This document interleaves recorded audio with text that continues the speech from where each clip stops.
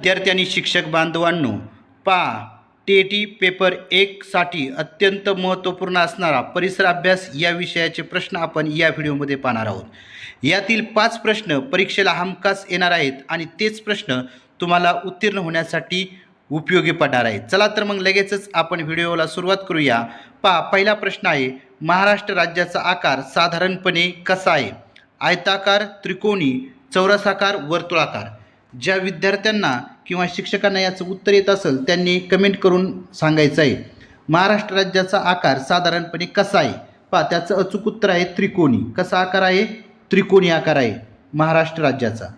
त्यानंतर दुसरा प्रश्न आहे, क्षेत्रफळाच्या दृष्टीने महाराष्ट्राचा भारतात कितवा क्रमांक लागतो? पहिला, दुसरा, तिसरा आणि 7वा. चला सांगा, क्षेत्रफळाच्या दृष्टीने महाराष्ट्राचा भारतात कितवा क्रमांक लागतो? त्याचं अचूक उत्तर आहे 3रा. पहा, हे जरी प्रश्न तुम्हाला सोपे वाटत असतील तरी देखील असेच सोपे प्रश्न त्या ठिकाणी टी पेपर 1 मध्ये विचारले जातात आणि सोपेच प्रश्न आपल्याकडून काय होतं, चुकी होती. पहा, आणि ती चूक आपल्याला टाळायची आणि कोणते प्रश्न आपल्याला परीक्षेला हमखास विचारले जाणार ते प्रश्न आपण या ठिकाणी आज घेणार आहोत. पहा, तिसरा प्रश्न आहे, प्रशासकीय सोयीसाठी महाराष्ट्र राज्याचे किती भाग केले आहेत? 6, 7, 8 आणि 5. चला सांगा, प्रशासकीय सोयीसाठी महाराष्ट्र राज्याचे किती भाग केलेले आहेत? प्रश्न तिसरा आहे, किती भाग केलेले आहेत? तर त्याचं उत्तर आहे पर्याय क्रमांक 1, 6.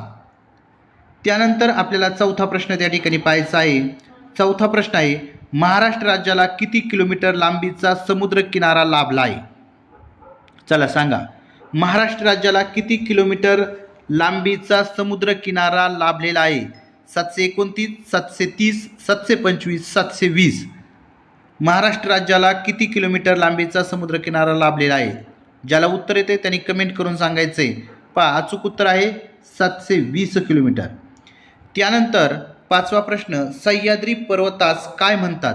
दक्षिण घाट, पूर्व घाट, पश्चिम घाट, उत्तर घाट. पहा, सह्याद्री पर्वताला काय म्हटलं जातं? अचूक उत्तर आहे पहा पर्याय क्रमांक 3, पश्चिम घाट. काय म्हटलं जातं सह्याद्री पर्वताला? पश्चिम घाट. त्यानंतर 6वा प्रश्न आहे, पश्चिम घाटातील सर्वोच्च शिखर कोणते? सातपुडा, कळसुबाई, अस्तंबा, केटू. पहा, पश्चिम घाट म्हणजेच सह्याद्री पर्वत, बरोबर नाही? म्हणजे सह्याद्री पर्वतातील सर्वात उंच शिखर आपल्याला माहीत आहे कळसुबाई. किती उंची आहे? 1646 मीटर. बरोबर, कळसुबाई. त्यानंतर 7वा प्रश्न आहे, सातपुडा पर्वतरांगेतील सर्वोच्च शिखर कोणते? गुरुशिखर, कळसुबाई, अस्तंबा, केटू. सांगा 7व्या प्रश्नाचं उत्तर. सातपुडा पर्वतरांगेतील सर्वोच्च शिखर कोणते? त्याचं अचूक उत्तर आहे अस्तंबा. पर्याय क्रमांक 3, अस्तंबा. त्यानंतर आपल्याला 8वा प्रश्न या ठिकाणी पाहायचा आहे. पहा, 8वा प्रश्न काय आहे, गोदावरी नदीची महाराष्ट्रातील लांबी किती? पहा, महत्त्वाचा प्रश्न आहे. गोदावरी नदीची महाराष्ट्रातील लांबी किती? 720, 730, 710, 740 किलोमीटर. किती आहे गोदावरी नदीची महाराष्ट्रातील लांबी? चला सांगा, त्याचं अचूक उत्तर आहे 740 किलोमीटर. किती? 740 किलोमीटर. त्यानंतर आपल्याला पुढचा प्रश्न या ठिकाणी पाहायचा आहे, रामलिंग घाट अभयारण्य कोणत्या जिल्ह्यात आहे? हा देखील मोस्ट IMP प्रश्न आहे. पहा, रामलिंग घाट अभयारण्य कोणत्या जिल्ह्यात आहे? धाराशिव, ठाणे, सोलापूर, अहिल्यानगर. सांगा, रामलिंग घाट अभयारण्य कोणत्या जिल्ह्यात आहे? त्याचं अचूक उत्तर आहे पहा पर्याय क्रमांक 1, धाराशिव. पर्याय क्रमांक 1, धाराशिव. त्यानंतर पुढचा प्रश्न, महाराष्ट्राचा राज्य पक्षी कोणता? कावळा, चिमणी, पोपट, हरियाल. कोणता आहे महाराष्ट्राचा राज्य पक्षी? हरियाल. पर्याय क्रमांक 4. त्यानंतर 11वा प्रश्न आहे, दगडी कोळसा खालीलपैकी कोणत्या जिल्ह्यात सापडतो? चंद्रपूर, अहिल्यानगर, कोल्हापूर, भंडारा. चला सांगा, 11वा प्रश्न आहे. 11वा, दगडी कोळसा खालीलपैकी कोणत्या जिल्ह्यात सापडतो? तर त्याचं उत्तर आहे पहा चंद्रपूर. पर्याय क्रमांक 1. पहा, यातील प्रश्न 100% तुम्हाला टी पेपर 1 मध्ये असणार आहेत, त्याच्यामुळे हा व्हिडिओ तुमच्या मित्रांना नक्की शेअर करा. चला पुढचा 12वा प्रश्न आहे, मुंबई ते नागपूर या प्रमुख शहरांना जोडणारा समृद्धी महामार्गाची लांबी किती आहे? 720 kilometre, 710 kilometre, 701 kilometre, 715 kilometre. Mumbai ते नागपूर या प्रमुख शहरांना जोडणारा समृद्धी महामार्गाची लांबी आपल्याला विचारली. पहा सांगा, 12वा प्रश्न आहे काय उत्तर त्याचं 701 किलोमीटर म्हणजेच त्या ठिकाणी पर्याय क्रमांक 3. त्यानंतर आपल्याला पुढचा प्रश्न या ठिकाणी पाहायचा आहे. पहा काय पुढचा प्रश्न तर 13वा प्रश्न आहे आंबा या फळाचे उत्पादन न करणारा जिल्हा कोणता. पहा बरं का प्रश्न व्यवस्थित वाचित जायचा आणि नंतरच उत्तर द्यायचे. पहा काय आहे आंबा या फळाचे उत्पादन न करणारा जिल्हा कोणता. रत्नागिरी, सिंधुदुर्ग, रायगड. पहा आपण पाहतो समुद्रकिनारी काय सगळे रत्नागिरी असेल, रायगड असेल, सिंधुदुर्ग असेल या ठिकाणी आंब्याच्या बागा बरोबर. म्हणजे आंबा या फळाचं उत्पादन या तीनही जिल्ह्यामध्ये होते. मग न करणारा जिल्हा आहे बीड पर्याय क्रमांक 4. त्यानंतर 11वा प्रश्न आहे सौ राहीबाई पोपेरे यांना पद्मश्री पुरस्कार केव्हा मिळाला. 2021, 2022, 2020, 2019. 14वा प्रश्न त्याचं अचूक उत्तर आहे पर्याय क्रमांक 3 2020. राहीबाई पोपेरे यांना पद्मश्री पुरस्कार बीजमाता राहीबाई पोपेरे अकोले तालुक्यामधील कोंभाळणे या गावच्या आहेत. पहा त्यांना पद्मश्री पुरस्कार मिळाला. तो केव्हा मिळाला तर 2020मध्ये मिळाला. त्यानंतर 15वा प्रश्न आहे महाराष्ट्रातील किती किल्ले युनेस्को या संघटनेत जागतिक वारसा स्थळ म्हणून घोषित केले आहेत. 11, 12, 13, 14. सांगा किती महाराष्ट्रातील किती किल्ले तर त्याचं अचूक उत्तर आहे 11 किल्ले पर्याय क्रमांक 1. त्यानंतर जलद संदेशवहनाचे साधन खालीलपैकी कोणते. पत्र, दौंडी, मोबाईल, वर्तमानपत्र. तर काय जलद संदेशवहन मोबाईल काय पर्याय क्रमांक 3 मोबाईल. त्यानंतर पुढचा प्रश्न आपल्याला या ठिकाणी पाहायचा आहे. पुढचा म्हणजे 17वा प्रश्न. पहा 17वा प्रश्न काय आहे तर राष्ट्रीय ऊर्जा संवर्धन दिन केव्हा साजरा केला जातो. हा देखील मोस्ट IMP प्रश्न आहे. राष्ट्रीय ऊर्जा संवर्धन दिन केव्हा साजरा केला जातो. 14 डिसेंबर, 15 डिसेंबर, 16 डिसेंबर, 14 नोव्हेंबर. पहा 17वा प्रश्न आहे त्याचं अचूक उत्तर आहे पहा पर्याय क्रमांक 1 14 डिसेंबर. 14 डिसेंबर या दिवशी राष्ट्रीय ऊर्जा संवर्धन दिन त्या ठिकाणी पाळणा किंवा साजरा केला जातो. त्यानंतर आपल्याला पुढचा प्रश्न या ठिकाणी पाहायचे आहेत. पुढचा प्रश्न आहे 18वा संत एकनाथांचे गाव कोणते. पहा काय प्रश्न विचारला आहे तर संत एकनाथांचे गाव कोणते. चला सांगा ज्यांनाही उत्तर येते त्यांनी कमेंट करायचं संत एकनाथांचे गाव कोणते. पंढरपूर, पैठण, आळंदी, देहू. पहा संत एकनाथांचं गाव, संत एकनाथांचं गाव 18 त्याचं उत्तर आहे पर्याय क्रमांक 2 पैठण. कोणतं पैठण. त्यानंतर 19वा प्रश्न आहे ईश्वरावर श्रद्धा ठेवा, सगळ्यांशी समानतेने वागा हा संदेश कोणी दिला. संत तुकाराम, संत एकनाथ, संत ज्ञानेश्वर, संत नामदेव. चला उत्तर सांगा याचं. ईश्वरावर श्रद्धा ठेवा किंवा सगळ्याशी समतेने वागा हा संदेश कोणी दिला तर त्याचं अचूक उत्तर आहे संत ज्ञानेश्वर पर्याय क्रमांक 3. त्यानंतर आपल्याला पुढचा प्रश्न या ठिकाणी पाहायचा आहे. पहा पुढचा प्रश्न आहे समर्थ रामदासांचे मूळ नाव काय. रामदास, रोहिदास, हरिदास, नारायण. पहा याचं अचूक उत्तर आहे पर्याय क्रमांक 4 नारायण. समर्थ रामदासाचे मूळ नाव काय नारायण.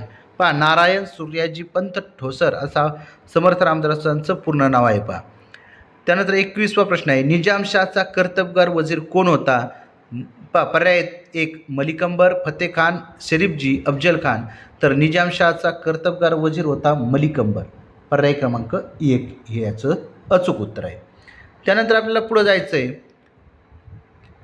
22वा प्रश्न आहे शिवाजी महाराजांची पत्नी सईबाई कोणत्या घराण्याशी संबंधी होती. पहा आता खूप महत्त्वाचा प्रश्न आहे.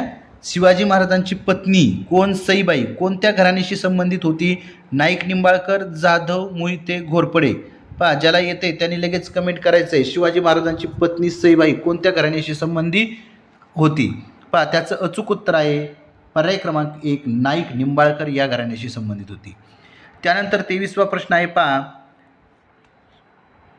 शिवरायांची मुद्रा कोणत्या भाषेत होती. फारसी, संस्कृत, पाली, अरबी. शिवरायांची मुद्रा कोणत्या भाषेत होती तर त्याचं अचूक उत्तर आहे पर्याय क्रमांक 2 संस्कृत. कोणत्या भाषेत होती तर संस्कृत भाषेत होती. त्यानंतर तोरणा किल्ला कोणत्या खोऱ्यात आहे. माची, जावळी, कानद, झुंजार. तोरणा किल्ला कोणत्या खोऱ्यात आहे त्याचं अचूक उत्तर आहे कानद खोऱ्यात पर्याय क्रमांक 3 कानद खोऱ्यात. त्यानंतर तोरणा किल्ल्याला शिवरायांनी कोणते नाव दिले. चला सांगा तोरणा किल्ल्याला शिवरायांनी कोणतं नाव दिलं.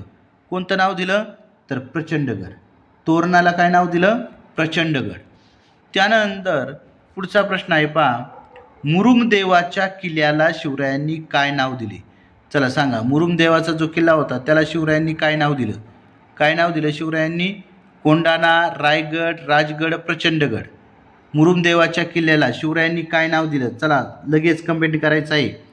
काय? तर राजगड. मुरुमदेवाच्या किल्ल्याला काय नाव दिलं? मुरुमदेवाचा किल्ल्याला काय नाव दिलं? तर राजगड. त्यानंतर पुढचा प्रश्न 27वा. जावळीच्या मोऱ्यांना आदिलशहाने कोणता किताब दिला होता? राव बहादूर, सरसेनापती, सरदार, चंद्रराव.